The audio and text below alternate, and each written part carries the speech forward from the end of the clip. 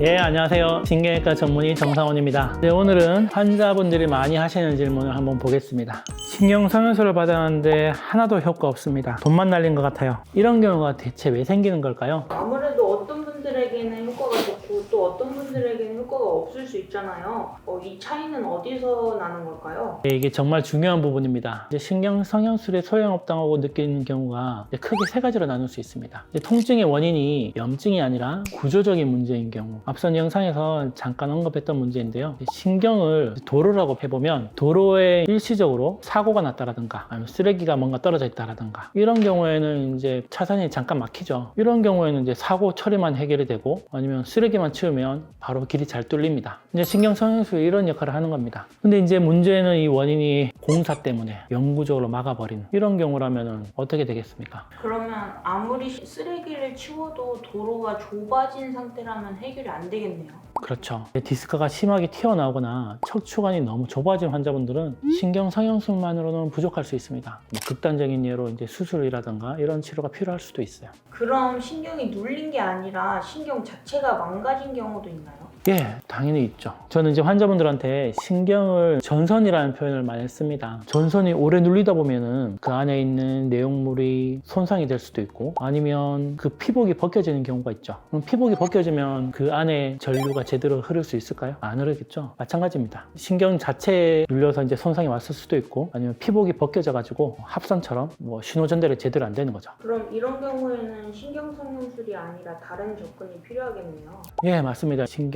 성형술 전에 신경의 기능을 체크하는 검사가 굉장히 중요합니다. 하지만 만약 신경 손상이 심한 경우라면 신경을 더 보호하거나 수술을 고려할 수 있습니다. 신경을 보호한다는 거는 PRP라든가 이런 것들을 또 고려할 수 있겠죠. 그럼 신경성형술을 받고도 효과가 없다고 하시는 분들 중에 관리 문제도 있지 않을까요? 예, 맞습니다. 이제 앞선 영상에서도 계속 말씀드렸던 부분인데 그 이후의 관리가 정말 중요하죠. 수술을 받았는데 전혀 똑같다 하시는 분들 많은데 시술을 받았는데 관리를 안 하면 정말 다시 나빠지겠죠. 예를 들어서 허리에 무리를 주는 자세를 계속 한다라든가 재활 치료도 안 하고 스트레칭도 안 한다라든가 이런 경우면 좋아지려던 신경이 다시 압박을 받을 수 있는 거죠. 그러면은 신경성형술을 받으신 분들은 어떤 걸 조심해야 될까요? 뻔한 얘기로 이제 첫 번째는 이제 무거운 물건 들기를 안 해야 되겠죠. 허리에 가해지는 로딩 자체를 줄여야 된다라는 거고 장시간 앉아 있는 생활 습관을 좀 개선을 해야 되는데 특히 앉아 있는 자세가 중요합니다. 논문들을 보면 기본적으로 허리라는 건 상체의 무게를 지탱하는 거예요. 그렇기 때문에 서 있을 때는 상체의 무게가 허리뿐만이 아니라 다리로도 자기 때문에 분산이 돼요. 근데 앉는 순간 힘의 전달 방향이 달라지기 때문에 허리가 온전히 지탱을 해야 됩니다. 그러면 서 있을 때보다 앉아 있을 때는 1.4배가 증가돼요.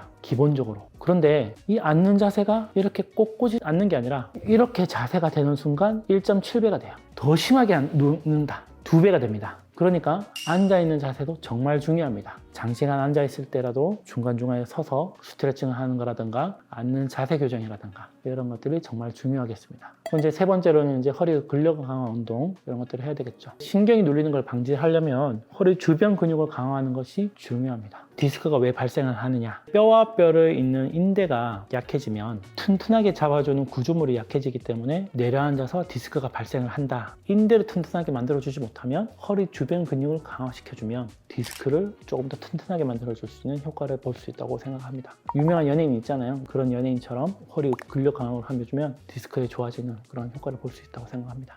결국 신경성형술이 효과가 없는 경우는 신경이 눌린 원인, 그리고 신경의 상태, 시술 후 신경 관리까지 다양한 요소가 결합된 결과라는 거네요. 네, 정확합니다. 그래서 병원에서 충분한 상담과 검사를 통해서 신경성형술이 나에게 맞는 치료인지 확인하는 게 가장 중요합니다. 효과적인 치료는 맞지만 무조건 된다, 이것만 하면 된다 라는 게 아니라 어떤 경우에 효과적인지 아는 것이 핵심입니다. 자, 이제 신경성형술을 받았는데도 효과가 없는 경우 우리가 어떻게 알 수 있는지에 대해서 이야기해 볼게요. 사실 환자분들 입장에서는 이게 원래 이 정도로 효과가 나는 치료인가? 아니면 나한테만 효과가 없는 건가? 이렇게 헷갈릴 수가 있잖아요. 정말 맞는 말씀입니다. 이제 어떤 분들은 신경성형수를 받고 통증이 완전히 사라지는 걸 기대하시는데 사실 꼭 그런 건 아니거든요. 효과가 있는 경우에도 서서히 좋아지는 경우가 있고 반대로 효과가 없는 경우도 있을 수 있어요. 이제 어떻게 판단해야 되는지 정확하게 알아두는 게 정말 중요합니다. 첫 번째로 이제 신경성형술 후에 1, 2주 내에 효과가 없으면, 변화가 없으면 또는 오히려 통증이 더 심해지는 경우, 대부분의 경우는 시술 후 2, 3일 내에 통증이 줄어드는 걸 느끼는 경우가 많습니다. 그리고 2, 4주 정도 지나면 점점 안정화되면서 확실히 좋아졌다 느낌을 받는 경우가 많은데요. 1, 2주 정도 지나도 차도가 없거나 더 심해지면 효과가 없는 경우가 많습니다. 그러면 이런 경우는 왜 그런 거죠? 뭐 여러 가지가 있을 수는 있겠지만 신경이 눌린 원인을 제대로 해결하지 못한 경우, 즉 이제 디스크 돌출이 심한다라든가 척추관 협착이 심하면 효과가 보기 어렵죠. 그리고 신경이 이미 손상된 경우, 신경이 손상된 상태에서는 단순히 염증을 줄이는 경우로 회복이 안 되고 좀 더 시간이 지나야 되는 경우가 많겠죠. 근데 어떤 분들은 신경성형술을 받고 처음에는 괜찮다가 몇 주 뒤면 다시 통증이 심해지는 경우도 있다고 하던데요. 이런 분들은 어떤 건가요? 이제 시술 직후에는 신경 주변의 염증이 가라앉고 부종이 줄어들면서 통증이 확 줄어드는 것처럼 느낄 수 있어요. 그런데 이제 신경을 압박하는 근본적인 원인이 해결되지 않으면 다시 염증이 생기거나 신경이 다시 누르면서 통증이 재발할 수 있습니다. 특히 이제 척추관 협착증이 심한 경우라든가 디스크가 심하게 튀어나온 경우에는 이런 패턴이 나타날 가능성이 높습니다. 그럼 신경성형술 효과가 있는지 확인할 때 통증의 종류도 중요할까요?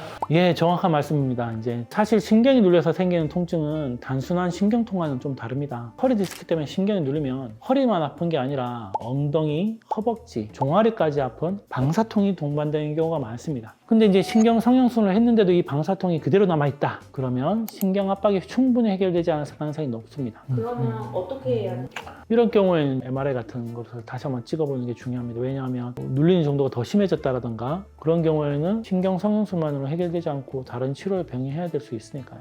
그리고 어떤 분들은 그냥 통증이 있다는 게 아니라 다리에 힘이 빠지거나 감각이 둔해지는 경우도 있다던데 이런 건 신경성형술이 효과가 없다는 신호인가요? 예, 아주 중요한 신호입니다. 다리에 힘이 빠진다라든가 감각이 둔해진다. 그러면 신경이 심하게 더 눌렸거나 손상이 진행되고 있다는 겁니다. 이러면 적극적인 수술적 치료라든가 조금 더 적극적인 시술이라든가 이런 것들을 고려해야 될 수 있습니다.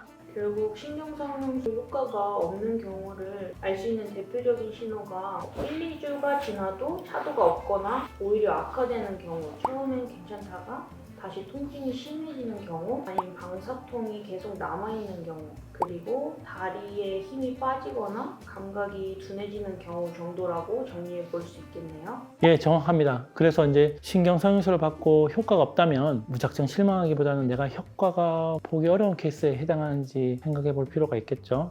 이제 다음 섹션에서는 그렇다면 신경 성형술을 하면 안 되는 경우에 대해서 얘기해 보도록 하겠습니다. 자, 그러면 오늘 내용도 여러분들에게 도움이 되었으면 바라면서 혹시 더 궁금한 점이 있으면 댓글 남겨주십시오. 다음 영상에서 또 뵙겠습니다. 감사합니다.